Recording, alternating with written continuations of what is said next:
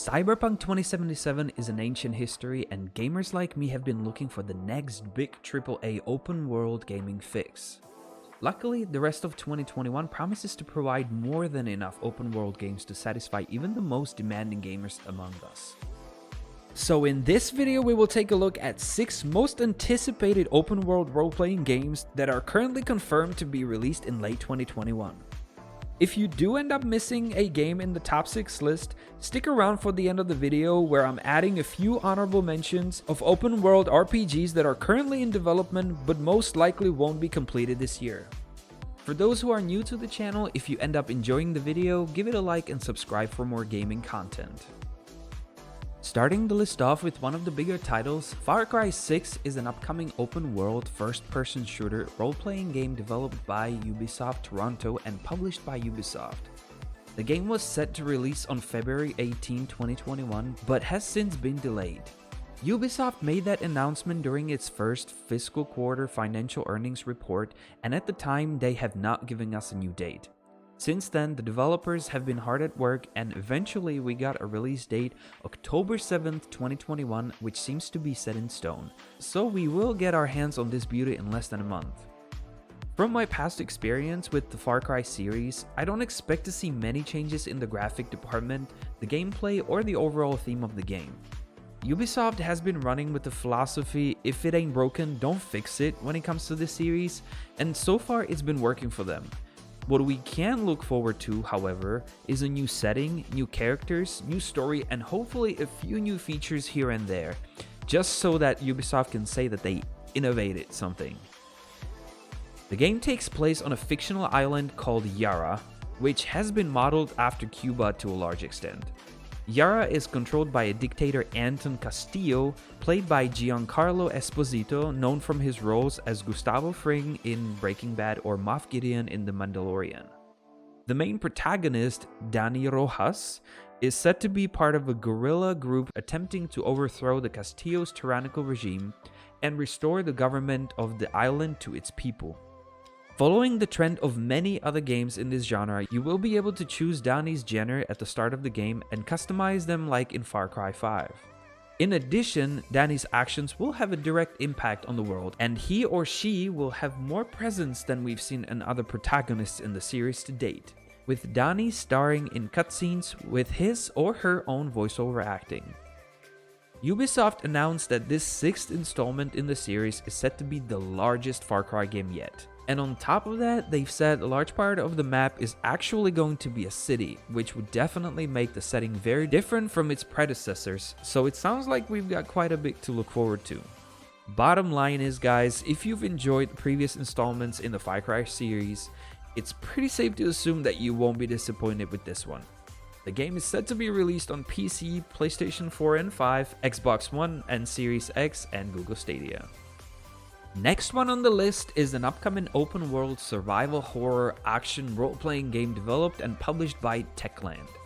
Following the success of Dying Light, the natural sequel was first unveiled during E3 2018, giving us a glimpse into a zombie apocalyptic world where we'll be forced to fight for survival. Players will be in a new city location where factions are at a constant battle to retain control of the area. However, the developers are giving players more freedom as they can choose to go down a variety of pathways, though they will have their own particular consequences. The game is looking to be a very interesting and in-depth game world that promises an entirely new experience for players while building on the success of the first game.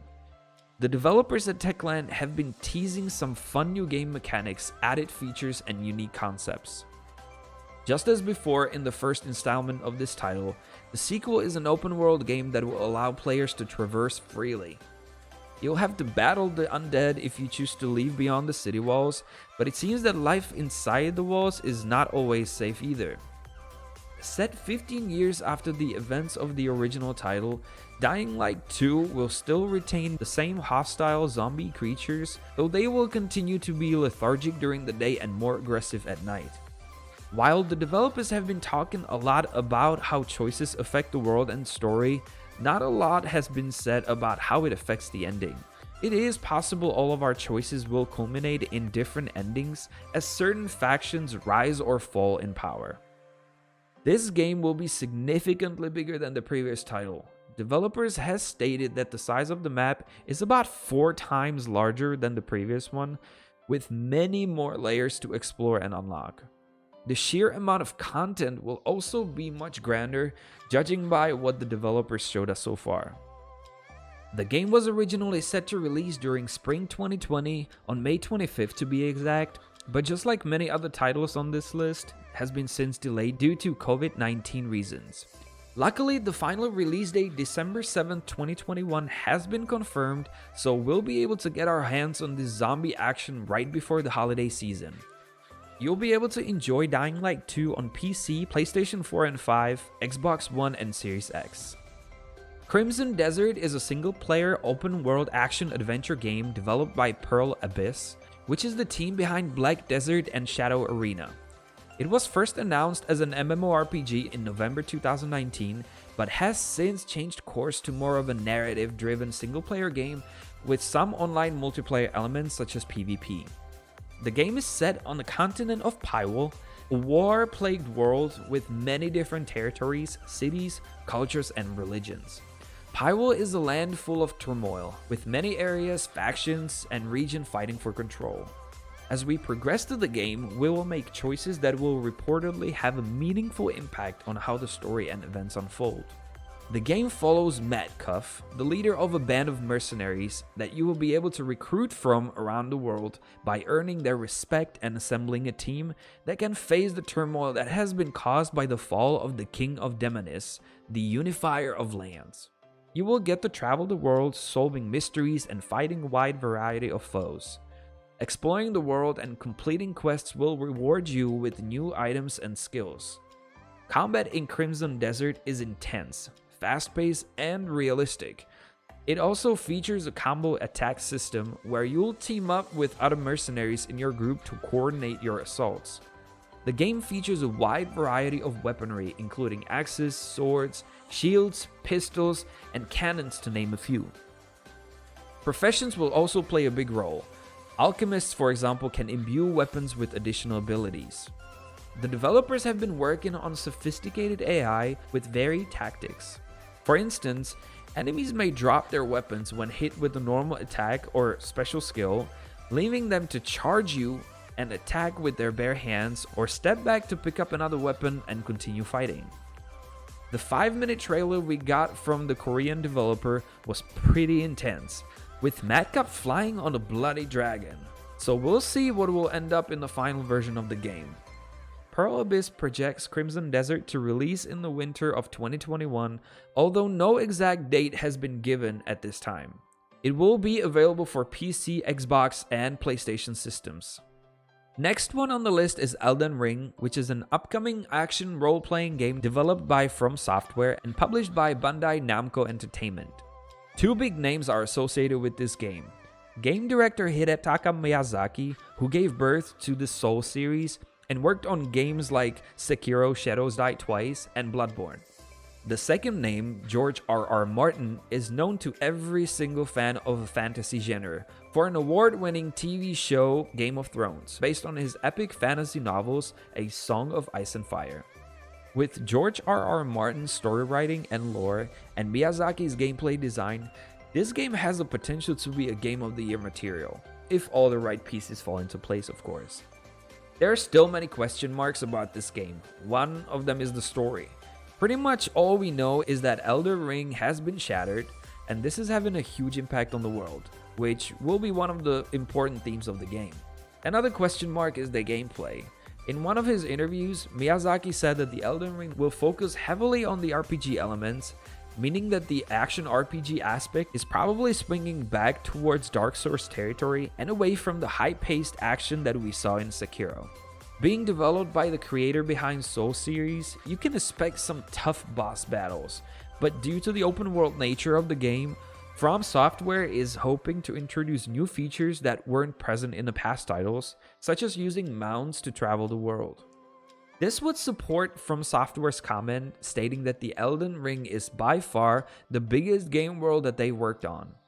On the other hand, however, they have yet to open up about what else we can expect from this new IP. So all we can do is to keep an eye on the news and hope to learn more about this title in the next few months. Elden Ring is currently scheduled to be released on December 31st, 2021, but to be fair, it is considered an initial release date, which means that it is subject to change. The game is coming out on PC, Xbox, and PlayStation systems. Easily one of the more popular exclusives on PlayStation 4 was Guerrilla Games' Horizon Zero Dawn. This was an open-world action RPG that threw players into the distant future where mankind was fallen, nature has taken over, and large mechanical beasts roam the land. Now it looks like we're getting a sequel in 2021 called Horizon: The Forbidden West. Players will once again take the role of Aloy, who discovers a new infectious plague that is spreading across the land. In hopes of saving the world once again, Aloy is forced into traveling to the Pacific coast to find the plague's source. According to Guerrilla, the main antagonist of Zero Dawn, Silence, is back, and he has teamed up with a dangerous new tribe. It seems that this particular tribe has discovered how to tame machines using technology similar to what Aloy used in the previous game. Different warring tribes played a huge role in the first game, so it's no surprise that Forbidden West's open world expands on this feature, giving us many new tribes, some friendly to Aloy and some hostile. In May 2021, Guerrilla Games gave us 19 gorgeous minutes of Forbidden West's gameplay, which included combat showcase, new traversal options, and of course we got a look at the underwater gameplay, which seems to be a huge part of this new adventure. With new machines including Shell Snappers, Sunwings, Tremor Tusks, and many others, it looks like we've got plenty of new enemies to look forward to. Aside from that, in trailers we could also see Aloy climbing a ridiculously steep cliffside, and since one of the criticisms Zero Dawn received was not giving players unlimited freedom to climb the terrain like in 2017's Breath of the Wild, it's unclear if Guerrilla Games is shooting for more traversal options, or if this was just meant to show off the amazing sense of scale we remember from the first game. Listen guys, I had to wait 3 years since Zero Dawn's PlayStation release to finally play it on PC, and it quickly shot its way to the top of my favorite games list. So it's a bit of an understatement when I say that this is by far the most anticipated title release of this year for me. The sequel will be released as a PlayStation exclusive, which means that yet again PC gamers will have to wait a few months or even a few years to get to play it. So if you don't want to wait, better get your hands on one of the elusive PS5 soon, before the holiday season comes and it will become next to impossible to get one. Anyway, all of this is just the tip of the iceberg though, and I can't wait for what this ambitious sequel brings us in a few months. The last game on this list is Atomic Heart, which is an upcoming open-world role-playing first-person shooter developed and published by a Russian studio Mundfish. Set in an alternate universe where the Soviet Union experienced a technological revolution that includes robots, holograms, and the internet, it features a vast open world for us to explore. We will be stepping into a KGB special agent P3, who is ordered to investigate a mysterious factory that's gone silent. To discover what's going on with this Facility 3826, you will need to fight your way through a whole bunch of malfunctioning robots that were originally designed to serve the Soviet citizens and other alien-like creatures crawling through the area. The action in Atomic Heart has distinct emphasis on close combat battles, and majority of the combat we saw in the most recent trailer features primarily melee weapons. There are firearms in this game to be sure, but the ammunition for these is set to be tightly limited, which would suggest that a stealthy playstyle may be the encouraged or even rewarded for a lot of the game. As for the open world element, however, all we have is an ambiguous description by Mundfish, and I quote, "The game features huge open world regions full of lush Soviet nature, as well as underground labs where enemies dwell." So we're still left waiting for more info on what that really means and how big of a map we will get to explore. We do know, however, that the game has sections of the factory in different areas, but just how expensive the map is for us to venture through and what all we'll be able to do in this world remains to be seen. We have been waiting a good while for this game, and the initial release date is set for 2021, but no specific date has been set in stone yet. Atomic Heart will be available for PC, Xbox, and PlayStation systems. And now that we've covered the top 7, let's take a look at a few honorable mentions. These are the games that I was either really looking forward to play in 2021, or they don't strictly fall into the same category of open world RPGs. Most of them were supposed to be released in 2021, but due to COVID-related complications, they ended up being pushed into 2022. S.T.A.L.K.E.R 2 was originally on my list for 2021 since it's a highly anticipated AAA title, but recently the developer/publisher GSC Game World delayed their long-awaited follow-up to the S.T.A.L.K.E.R trilogy with the final release date April 28, 2022. Which unfortunately means that we will have to hang in there and wait for the return into the zone just a little bit longer. With release date of September 21st, 2021, we will get our hands on Kena in a few weeks. The reason why this animated action-adventure game did not make the list is because, strictly speaking, it is not an open world game. Early on in the game, you will arrive to a village that serves as a hub. From there, we can travel to several connected regions. Think of it as being wide linear.